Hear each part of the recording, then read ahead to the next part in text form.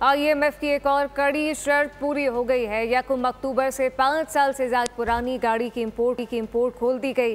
वजारत तिजारत ने पुरानी गाड़ियों की कमर्शियल इंपोर्ट की इजाज़त दे दी है। 5 साल जायद पुरानी गाड़ियों की इंपोर्ट के लिए बाकायदा तौर पर नोटिफिकेशन जारी कर दिया गया है। तफसीलात क्या है, कफील अहमद से जानते हैं। जी कफील। देखिए, 1 अक्टूबर से 5 साल से ज्यादा इंपोर्ट की जो खोल दी गई है इंपोर्ट पर, और वजारत तिजारत ने 5 साल से ज्यादा पुरानी गाड़ी की जो कमर्शियल इंपोर्ट थी उसकी बाकायदा जो है वो इजाजत दे दी है।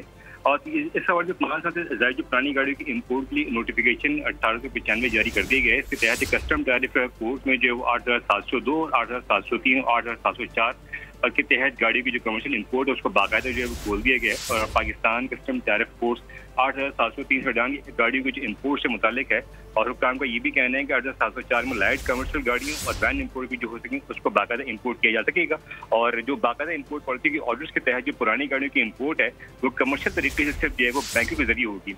इसमें यह भी बताया गया कि इंपोर्ट पॉलिसी ऑर्डर के तहत जो पुरानी गाड़ियों की इंपोर्ट पर 40% RD है, और जबकि FBR ने 5 साल पुरानी गाड़ियों की जो इंपोर्ट पर 40% जो रेगुलेटरी ड्यूटी है वो आयद करने का नोटिफिकेशन जो है वो जल्द जो है वो जारी किया जाएगा। और इस हवाले से इसमें यह भी बताया गया कि बहुत सेफ्टी है, मयार और टेस्टिंग इंटरनेशनल जो तमाम सर्टिफिकेट्स हैं वो हासिल करने वाली गाड़ियाँ जो है वो कमर्शियल इंपोर्ट बाकायदा की जा सकेंगी। जी, कमर्शियल इंपोर्ट बाकायदा की जा सकेंगी। कफील अहमद अपडेट कर रहे थे, आपका शुक्रिया। सब्सक्राइब करें और बेल दबाएं ताकि कोई खबर रह न जाए।